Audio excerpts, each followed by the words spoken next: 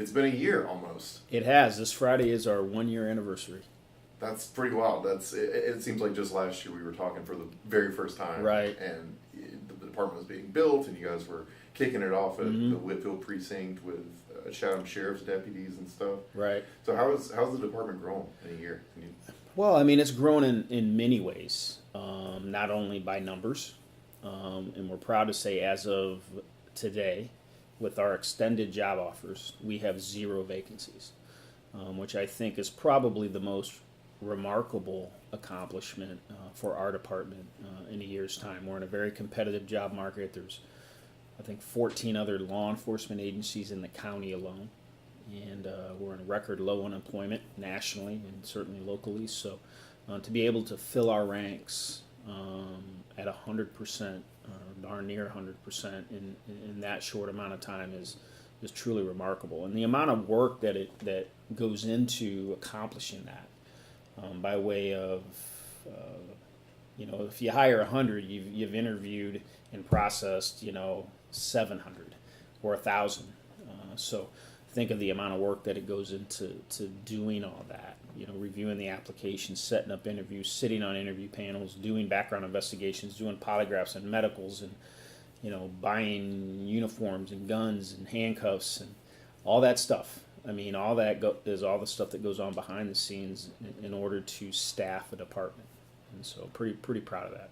Absolutely, and it's not just the material resources and the workforce. It's also establishing that culture. You talked a lot about that when you first got here. Yeah, I mean, we're very, very intentional about, shaping our culture into one that models a 21st century police department and incorporates the best thinking around that, around legitimacy and procedural justice, around giving our employees a voice, treating them with respect, listening to them when they have issues, concerns, complaints, if you will. Trying to communicate to them, making them understand, the reasons why we make certain decisions, and we do the best we can about that. Doesn't mean we always hit the mark 100%, but we are very intentional about that in shaping that culture so folks feel comfortable here.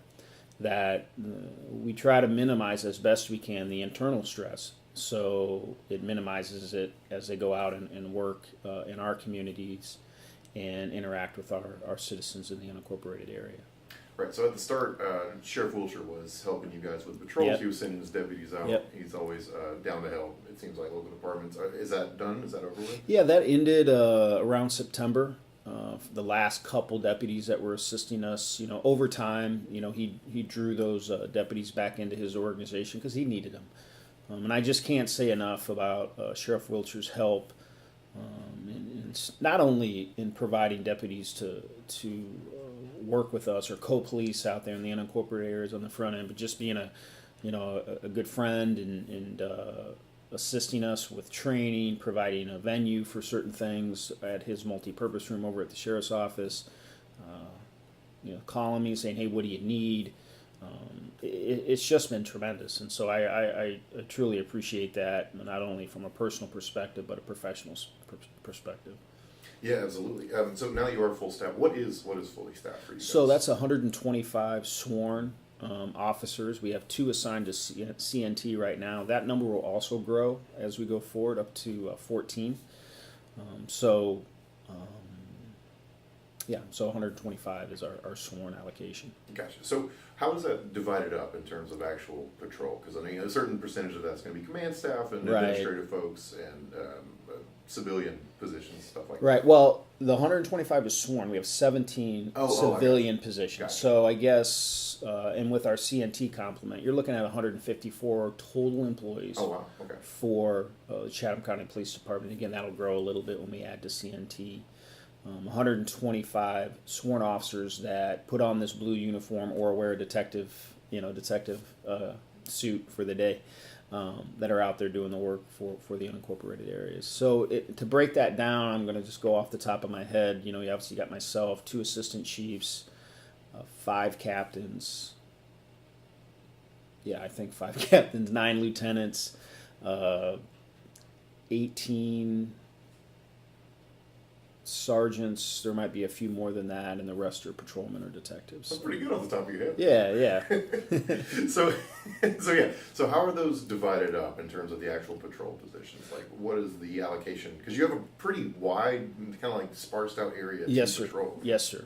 So we have 4 watches: A, B, C, and D watches, or platoons, or shifts, or however you want to describe them. And so each one of those has 2 sergeants and anywhere from 6 to 7 officers assigned to each shift per precinct, right? So the east side has that allocation. The west side actually has one more patrol officer assigned to their watch. And then we have 2 shift lieutenants per watch, one east side, one west side. So on any given day, in the east side or west part of the county, you're going to have a lieutenant, 2 sergeants, and 6 or 7 patrol officers working in those beats. In any given On area. any given day. Now, is that at 100% of the time, 365 days a year? No, we may have a late sick call, 20 minutes before the shift happens, and we can't get someone to fill a slot. But by and large, that's our staffing on a daily basis. Gotcha. So looking at the crime numbers for this year, things look pretty good overall, I'd say, as compared to last year and somewhat to the years before it. The biggest issue that we've harped on forever, Yet. and I feel like every time I talk to you, this Sure. is what we talk about, is car break-ins. Yes, sir. So that tends to be our highest crime category, that and burglaries, although burglaries were down fairly significantly this year, as well as entering autos from an aggregate perspective. But that's what we deal with the most of. And as we've said, multiple times in multiple interviews or stories, is 96% of those entering auto occurrences are from unlocked vehicles. And again, the most shocking to me is the amount of firearms that are taken out of those unlocked vehicles. I think we had 53 firearms taken out of unlocked vehicles, or 52 taken out of unlocked vehicles, 53 total from vehicles. We had one where a window was smashed and they took a weapon out. So in my simple mind, completely avoidable occurrence, particularly with the firearms, and just can't impress upon our citizens enough to please secure your weapons. You have a responsibility as a gun owner to do so, please, so that those weapons don't get in the hands of folks that don't need them, or we don't want them to have them. So. And that kind of became a priority over the course of the year. You guys launched, I think, one of the first actual outside campaigns that I saw. Yeah, so we had our Lock It or Lose It campaign where we designed a Klingon or a sticker, whatever you want to describe it as. So our officers went out. Obviously, the press was very good, giving us some coverage relative to that. And then we would stick these Klingons on people's vehicles that said Lock It or Lose It and had a Chatham County Police Department logo in the middle of it. And so we did that we continue to do it. But what we did actually recently is we looked at the number of occurrences of entering autos prior to the launch of that campaign, and then we looked at it prospectively once we launched it. And so we had about 9.4 incidents per week of entering autos prior to the initiation of the campaign. And after we initiated it, we tracked it 2 months post initiation, and it went down to 4.4. So about a 50-60% reduction in entering auto occurrences in the unincorporated areas. So a lot of credit goes to the officers that are out there, putting in the work to get those out there, but equally as much to the community, hopefully taking heed of our advice and locking their vehicles, which then lowered our occurrences. Yeah, absolutely. And kind of building on that, property crime is the main thing you guys deal with for the most part. Yes, sir. What have you found in the year and since you started to kind of how do you assess Chatham County's issues with crime? Well, I think we have responded relatively well. I don't think we're unique. I don't think what we're seeing is highly unusual, to Chatham County relative to anywhere else in the country with our particular demographics and whatnot. So I think our crime experience is fairly normal. But we don't want to be normal. We want to be better. right? I mean, we want to stand out in terms of a community that feels safe and is policed by an excellent organization, which I think they are and certainly will be as we go into the future. If we can just get that cooperation from the community around securing their valuables, shutting your garage door when you go in at night. I mean, there's just those little things that tends to add up over the year.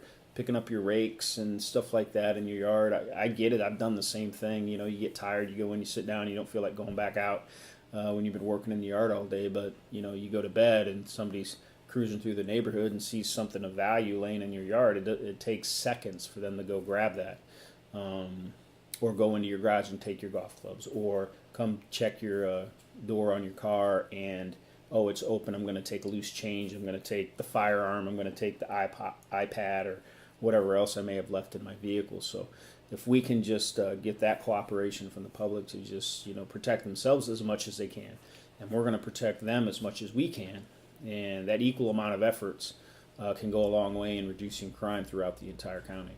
Yeah, but it's not just property crime you guys have to deal with. Sometimes it is violent crime. It is. And the one that comes to mind is obviously Molina, the Yes, Molina sir. family back over the summer, right? Yes, sir. Yeah. So how was that for you? Because that is you and Savannah police work together pretty closely in the first place. And, we do. The officers know each other, and it's like a brotherhood. What happens when you guys have to investigate the death of another officer like that? Well, I mean, there's quite a few dynamics that are at play there when that happens. Obviously, there's the personal feelings that go along with that. Many of our officers worked with Officer Molina, knew him personally, worked alongside him. So, when you have to actually go in and investigate that, it's tough. It's tough. And but what that also does is that's our Super Bowl, or a Super Bowl for us.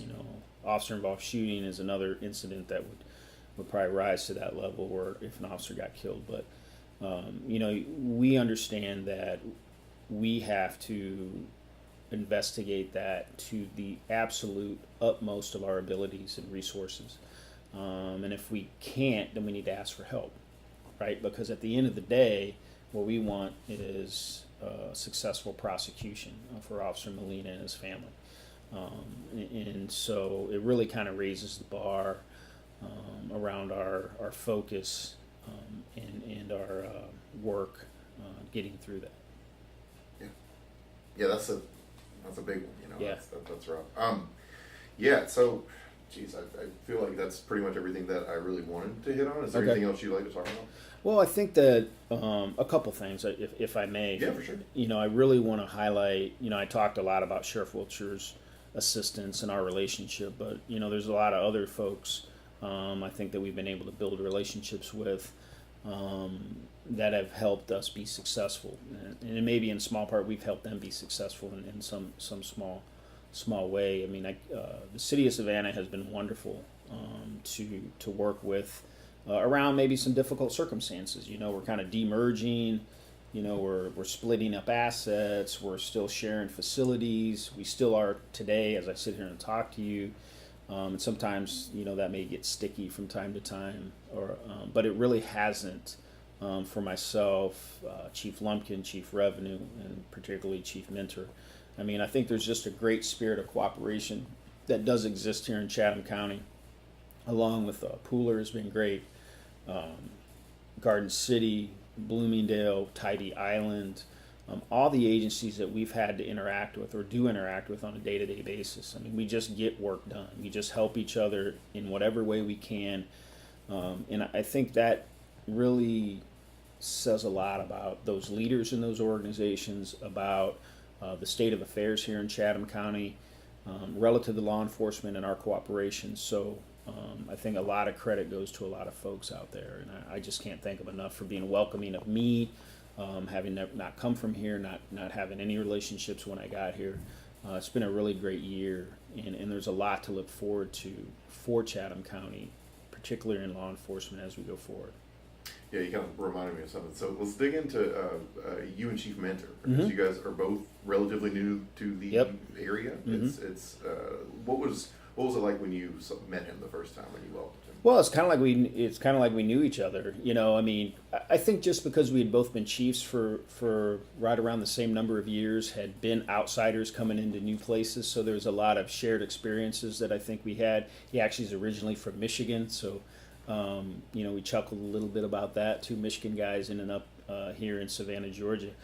So it's been great. I mean, you know, I know the angst that I had coming in and having to pass the state certification. It's not easy. It's a lot of work, a lot of studying that you had to do. So in a small way, you know, I was able to give him some of my study material and stuff like that just because I had already, you know, I was a few months ahead of him. So you know, I just wanted him to feel as comfortable as he could be. I mean, his family was still back in Arizona. He's trying to acclimate to a new area, learn new people, get settled. I mean, realize where can I go work out, where can I go eat. You know, I mean, there's all those little things that you know, really aren't on the surface that people tend to look at. So it's been great working with him. And him and I have spoken many times about our need for each other in terms of making each of us successful, meaning the organizations, not us necessarily personally. And you know, I know if I pick up the phone and I need something, he's as best he can, he's going to help, and that's vice versa. And that's the way it should be. There shouldn't be any ego trips or turf wars or anything like that. I mean, because at the end of the day, the public doesn't want to hear that. You know, they want something done, or they want help, or they want, you know, things to be done right, and they don't want to hear about whose job it was supposed to be, or who wouldn't do this, or, you know, that's my piece of equipment, you can't borrow it. You know, that's craziness. I mean, that's that has no place in today's world when you're helping people and you're in a people business. So at the end of the day, I think you know, we're going to get things done here in Chatham County, and however we can help the city of Savannah with our resources, we're going to do it. And I know if we need them, they're going to be there for us. So. Yeah, absolutely. Well, hey man, that's going to do it for this. Thank you again for hanging out with me. No problem. Very appreciative.